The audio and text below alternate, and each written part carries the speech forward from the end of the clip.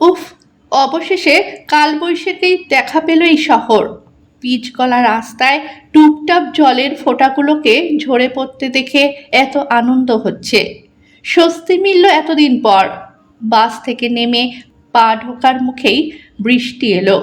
শাড়ির আঁচল দিয়ে ঘাড়ে কপালে জমা হওয়া ফোঁটা ফোঁটা জলবিন্দুগুলো মুছতে মুছতে কমলিনী ভাবে, কাঁধের ঝোলা ব্যাগটা বড্ড ভারী।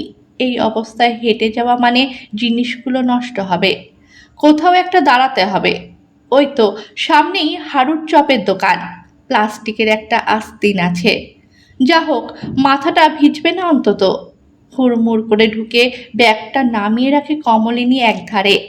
সেই বড় বাজার থেকে মুদিখানার দোকানের এত এত জিনিস সাবধান করে বয়ে নিয়ে আসা কি মুখের কথা। পোস্ত থেকে আরম্ভ করে বাসন মাজার স্ক্র্যাবার কি নেই ব্যাগে। তার উপর এখন মধ্য 40-এ পা রেখেছে কমলিনী। কোলেস্টেরল হাই প্রেশারেও ধরেছে। তবু তার মধ্যেই সমান তালে ঘরে বাইরে জোয়াল টেনে চলতে হচ্ছে। স্বামী পুলক আগে একটা কারখানায় হিসাব পরীক্ষকের কাজ করত, কিন্তু পরপর 2 বছরের লকডাউনে সেটা বন্ধ হয়ে গেছে।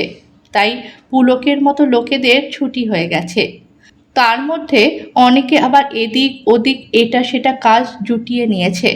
কিন্তু পুলকের আবার কাজের ব্যাপারে অনেক নকরা। কয়েকটা জায়গায় কাজে ঢুকলেও কয়েকদিনের মধ্যে কাজ ছেড়ে বেরিয়ে এসেছে ওর ভালো না লাগার জন্য। আপাতত ব্যাক অফিসে কাজ পেয়েছে বটে, কিন্তু সেটার মাইনেতে আর সংসার চলে না। সব মিলিয়ে 4-4টে পেট। পুলক, কমলিনী, ওদের 2 ছেলে মেয়ে গুড্ডি আর রাহুল। অগত্যা তাই দশভুজার মতো কাঁধে দায়িত্ব তুলে নিয়েছে কমলিনী। বাড়ির সামনের বারান্দাটা ঘিরে শুরু করেছে মা কমলা ভাণ্ডার। গত 1 বছরে ওর মিষ্টি নমনীয় ব্যবহারে ওর মাথায় দোকানে খরিদ্দারের অভাব নেই। যেভাবে কেনাবেচা বেড়েছে তাতে বাড়ির বারান্দায় আর এঁটে ওঠা যাচ্ছে না। কদিন আগেই একটা নবনির্মিত ফ্ল্যাটের নিচের তলায় ঘর ভাড়া নিয়েছে কমলিনী। ওটাকে কদিনের মধ্যে গুছিয়ে তুলতে হবে। তারই প্রস্তুতি চলছে পুরোদমে। যাই হোক, এভাবে ভালোই ভালোই চলে গেলেই হলো। ছেলে মেয়ে দুটো মানুষ হলেই কমলিনীর শান্তি। গুড্ডির এবার স্নাতকের 2য় বর্ষ। পদার্থবিদ্যা নিয়ে পড়ছে মেয়েটা। আর রাহুল নবম শ্রেণী। পড়াশোনার পাশাপাশি রাহুলের আবার আঁকার প্রতি খুব ঝোঁক। ওদের পড়াশোনা খাওয়া দাওয়া নিয়ে সবসময় চিন্তায় থাকে কমলিনী। নিজের দিকে তাকাবার সময় কই ওর। যাই হোক, এই কালবৈশাখীর চক্করে বেশ দেরি হয়ে গেল। ভেবেছিল বিকেল 5টার মধ্যে বাড়ি ঢুকবে, সেখানে 5:30 বেজে গেল। ঝড় বৃষ্টিটা একটু ধরলেই হাড়ুর দোকান থেকে গরম গরম কয়েকটা চপ বেগুনি কিনে নিয়ে বেরিয়ে পড়ে কমলিনী। সেইক্ষণ দুপুরে খাওয়া দাওয়া সেরে কেনাকাটা করতে বেরিয়েছিল। খিদে চুই চুই করছে পেট। ছেলে মেয়েকে স্কুলের টিফিন, বরকে অফিস বেরোনোর আগে টিফিন বানিয়ে দেয় কমলিনী। কিন্তু ওর জন্য টিফিন কে বানাবে? যতই আজকাল ঘটা করে নারী দিবস, মাতৃ দিবস পালন করা হোক না কেন, বাস্তবের ছবিটা একদম আলাদা। সংসারে নারীদের না আছে কোনো সিএলের ছুটি, না আছে কোনো বিশ্রাম।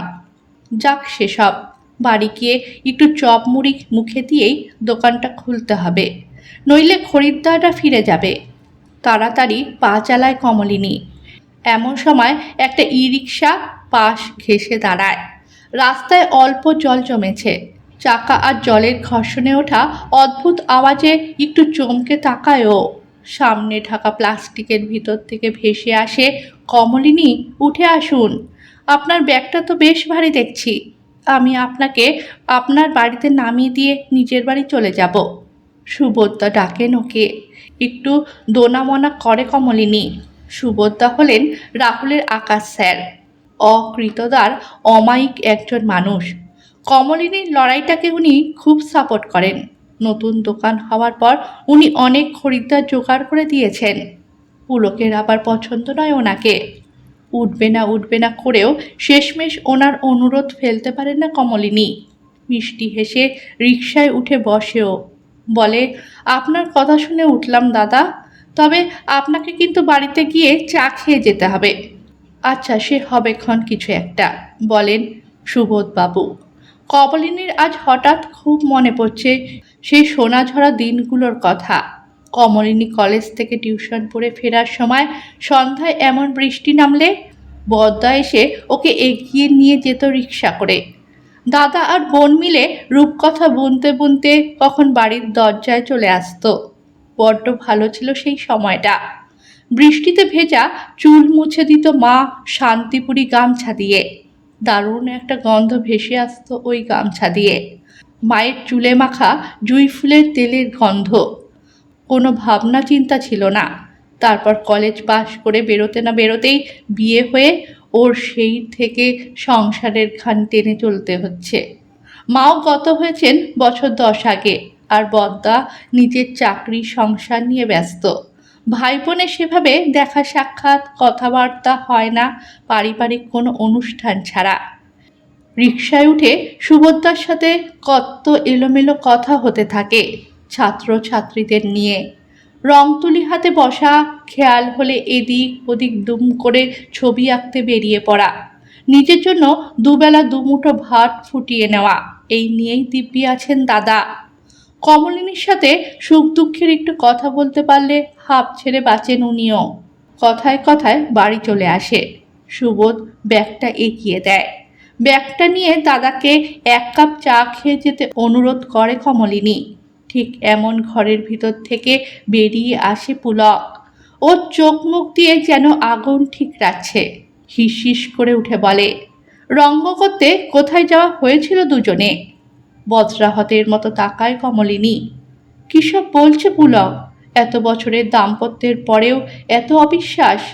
কোনো মতে নিজেকে সামলে বলে, আহ, কি হচ্ছে এসব? চুপ করো তুমি। কি করলে তুমি বিশ্বাস করবে সুভদ্রার সাথে রাস্তায় দেখা হয়েছে আমার? এসব গাঁজাখুরি গল্প আমাকে শোনাতে আসবে না তো। এরকম মাঝে মধ্যেই বেরোনো হয় বুঝি? অন্যদিন আমি বাড়ি থাকি না বলে দেখতে পাই না। আজ তাড়াতাড়ি বাড়ি ফিরলাম বলেই তো দেখতে পেলাম টুনোটুনিকে। এক নাগাড়ে বলে চলে পুলক, কাউকে কিছু বলার সুযোগ না দিয়েই। সুভদ্রা কিছু বলতে গিয়েও চুপ করে চলে যান। কমলিনীর চোখ ভেসে যাচ্ছে গরম বাষ্পে। সংসার থেকে এই কি পাও না? আত্মসম্মান বলে কিচ্ছু নেই? পুলক এগিয়ে আসে ওর দিকে। এখানে কিছু বলা মানে নিজেকে ছোট করা। হিস হিসে গলায় কমলিনীকে দেওয়ালে ঠেসে নরম গাল দুটো টিপে ধরে বলে, কমলিনী, ওরফে সুন্দরী কমলা আমার, ফরমানটা কান খুলে শোনো। আগামীকাল থেকে রাহুলের ওই সুবোধ মাস্টারের কাছে আঁকাআঁকি করতে যাওয়া বন্ধ। এমনিতেই একে কারোর পেট চলে না, বরং ওখানে গিয়েই কাল হয়েছে। ছেলেকে নিয়ে আসা যাওয়া করতে গিয়েই তো ওই মাস্টারের সঙ্গে এত পীড়িত জমেছে তোমার। এই বাড়িটা আমার। এখানে ঢোকা বেরোনোর চাবিকাঠি আমার হাতেই থাকবে। এখানে থাকতে গেলে আমার কথা শুনেই থাকতে হবে, আমার অনুমতি নিয়েই চলতে হবে, নইলে মানে মানে ফুটে যাও কমলা সুন্দরী। গুড্ডি আর রাহুল 2 ভাই বোন এতক্ষণ চুপচাপ ছিল। মায়ের অপমান আর সহ্য করতে পারে না ওরা। ঘরে ঢুকে সামনে দাঁড়িয়ে গুড্ডি কাটা কাটা ভাবে বলে, মা, আর কিসের অপেক্ষা করছো তুমি? অনেক দিন ধরেই তো তুমি স্বাবলম্বী হয়ে আমাদের ভরণ পোষণের দায়িত্ব নিয়েছ। আর রইল গিয়ে এই বাড়ির চাবিকাঠি, সেটা এই লোকটার মুখের উপর ছুঁড়ে ফেলে দিয়ে চলো, বেরিয়ে চলো। কিসের অভাব আছে তোমার? একজন পুরুষ মানুষ একটা সংসারের জন্য ঠিক যা যা করে, তুমিও ঠিক তাই তাই করছো। তাহলে তো কোনো তফাৎ নেই পুরুষ আর নারীতে। তফাৎ তৈরি করে এই সমাজ নারীকে পিছিয়ে দেওয়ার জন্য। তবে আর নয়, আগল ভেঙে তুমি এগিয়ে চলো মা। কারোর কাছে আশ্রিতা হয়ে নয়, তুমি নিজেই নিজের ভালো থাকার চাবিকাঠি খুঁজে নাও। রাহুল ও দিদির কথায় সম্মতি জানিয়ে বলে, হ্যাঁ মা, এবার একটু নিজের কথা ভাবো। চাবিকাঠি কেউ কাউকে তুলে দেয় না, যোগ্যতা অনুযায়ী সেটাকে অর্জন করতে হয়। আর তুমি সেটা পেরেছ। বাবা যেটা পারেনি তুমি সেটা করে দেখিয়ে দিয়েছ। না, দেওয়ালে পিঠ ঠেকিয়ে আর দাঁড়িয়ে থাকে না কমলিনী। সত্যি তো এভাবে কখনো নিজের জন্য ভেবে দেখা হয়নি। এরা এখনকার ছেলে মেয়ে বয়সের তুলনায় অনেকটাই পরিণত। গুড্ডি আর রাহুল ওর চোখ খুলে দিয়েছে। আর সন্তানেরা যখন কোনো বিপদ আপদে মায়ের পাশে থাকে তখন কোনো বাধাকেই আর বাধা মনে হয় না। ফ্ল্যাটের নিচে নতুন দোকান ভাড়া নেওয়া তো হয়েই গেছে। আপাতত কটা দিন ওখানেই কাটিয়ে দিয়ে আগামী মাসে ওই ফ্ল্যাটটাই ভাড়া নেবে কমলিনী। ওনারাও তো ভাড়া দেবেন বলে লোক খুঁজছেন। এই বেশ ভালোই হলো, কোনো অসুবিধা হবে না ওর। শরীরে একটা অদম্য জেদ নিয়ে পুলকের হাতটা পাল্টা ঘুরিয়ে ধরে এবার কমলিনী। ঠান্ডা অথচ প্রত্যয়ী গলায় বলে, আগামী মাসের মধ্যে আমি একটা নতুন ফ্ল্যাট ভাড়া নেব নিজের রোজগারের টাকায়। ওখানকার চাবিকাঠি পুরোটাই আমার হাতে, তাই ভুলেও তুমি ওখানে যেও না। গুটি আর রাহুলকে নিয়ে আমি বেরিয়ে যাচ্ছি। এই বলে শাড়ির আঁচল থেকে চাবির গোছাটা ছুঁড়ে ফেলে রাস্তায় নেমে আসে কমলিনী। পিছন থেকে শোনা যায় পুলকের গলা, হ্যাঁ যাও যাও, আমিও দেখব কদিন থাকে এত তেজ। শেষমেশ মুখ পুড়িয়ে এই বান্দার কাছেই ফিরতে হবে, তখন আমিও মজা দেখাবো। পিছন ফিরে আর তাকায় না কমলিনী। কিছু জিনিস জোর করে আঁকড়ে ধরার চাইতে ছেড়ে আসাই ভালো। ওর চোখে মুখে আজ একটা যুদ্ধ জেতার আনন্দ। লোক দেখানো সাজানো সংসারের চাবিকাঠি নয়, নিজেকে ভালো রাখার চাবিকাঠির সন্ধান খুঁজে পেয়েছে কমলিনী। সেই ঘটনার মাসখানেক পরের ঘটনা। কমলিনীর দোকানের পাশ দিয়ে আসতে গিয়ে থমকে দাঁড়ায় পুলক। দোকানে ভিড় উপচে পড়ছে, চারদিক সাজানো হয়েছে কুচি কুচি মায়াবী আলো আর ফুল দিয়ে। থার্মোকলের প্লেটে করে পোলাও, কাশ্মীরি আলুর দম, বেগুনি আর পায়েস খাওয়ানো হচ্ছে পেট পুড়ে। সুগন্ধে মোমো করছে চারদিক। উপস্থিত কয়েকজনের আলোচনা থেকে পুলক কান পেতে শোনে যে কমলিনীর নতুন বাড়ির গৃহপ্রবেশ উপলক্ষে এই আয়োজন। চুপচাপ অন্ধকারে মিলিয়ে যাবার আগে পুলক দূর থেকে দেখে আলোর বৃত্তে উজ্জ্বল কমলিনীর মুখটা একদম মা লক্ষ্মীর মতো লাগছে। কমলিনীর নামের আরেক মানে যে লক্ষ্মী, সেই নামের সার্থকতা বজায় রেখেছে ও। নিজের ঘরের লক্ষ্মীর মর্যাদা দিতে পারেনি পুলক। চঞ্চলা কমলিনী লক্ষ্মী, তাই নিজেই খুঁজে নিয়েছে নিজের আত্মমর্যাদার চাবিকাঠি। গল্পটা ভালো লেগে থাকলে চ্যানেলটাকে সাবস্ক্রাইব করে পাশে থাকবেন।